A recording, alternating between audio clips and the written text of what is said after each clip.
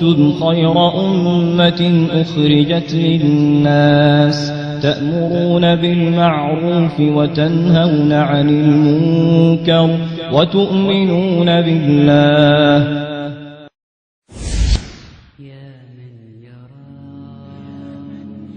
Have we forgotten the purpose of our lives? Sometimes we think we exist just to have a good time. So we indulge in satisfying our lusts and desires, even if it means becoming hypocrites, thieves, and liars. We forget the sole purpose Allah created our souls. It is to worship Him alone until they bury our bones, never faltering, never shifting away from our iman, remaining true to Allah as best as we can. But beyond this belief in our hearts comes our actions, balancing obedience to Allah and appeasing satisfactions. What is a Muslim who forgets the commands of his religion, one who is blinded by dunya and lost all vision? Have we forgotten that we have one of two destinations? Hell is for the transgressors, and Jannah is for the patient. In this test we can enjoy ourselves and be pleased with our lives, but the reason we live is to worship Allah, and this will not change until we die. In the sorrow and regret of the most horrific of days, we would wish to return to dunya only to change our ways. A day on which we beg Allah on our hands and our knees, return us to this dunya so we can salvage our deeds. But nay, you've had your chances and received your warnings. But remember when you slept during the early mornings, when you neglected Fajr and didn't keep up with your salah. You were cheap and you were greedy and didn't pay your zakah. You indulged in the obsession of this dunya with the sinners and prevented your own self the company of the winners. And who might they be? If you ask as you listen, the winners are those who answered their Lord in submission. They obeyed Allah and realized life's mission, to submit to the one who created you from clay and to fear the most horrifying, detrimental of days. The winners are the ones who joined in the worship of their Lord. They kept their covenant with Allah, not breaking one word.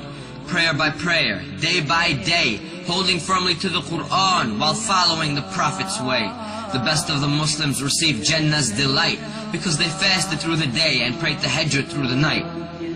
They fulfilled necessary obligations and did more. They kept their loyalty to the one who they lived and died for. Let us all reflect as to how we may be viewed by the sublime. Are we of the hypocrites who don't even pray on time? Of the losers who worship every nickel and dime? Of the animals who don't treat fellow Muslims with respect? Of the enemies of Allah whose commands we neglect? Are we the sinners whose own lives will regret? Or have we devoted ourselves to pursuing paradise? Of the Muslims whose actions are intelligent and wise? Of the noble who tell only truth with no lies? Of the pious who pray every prayer on time? Let us never forget our aim for paradise. We must worship Allah through all of the sacrifice. For those who fall short, Jahannam is their destination. Allah's judgment is most supreme, and His is the best of legislation. So Ya Allah, we beg of you to guide us the straight path, and we seek refuge with your mercy from the torment of your wrath. Ya Rabb, grant us patience and let us die in submission. Let us realize and succeed in the struggles of life's mission. We are for you and to you we return, so grant us refuge from hellfire's burn. Grant us the peak of Jannah with the prophets, martyrs, and the righteous. For none exceeds you in your generosity, O Lord of kindness. And send your peace and blessings upon He who you've sent to guide us, to make us of the pious, and to bring us out of the blindness. All praise is due to you, Lord of the heavens, the earth, and all that's between, Master of the universe, all-knower of the unseen.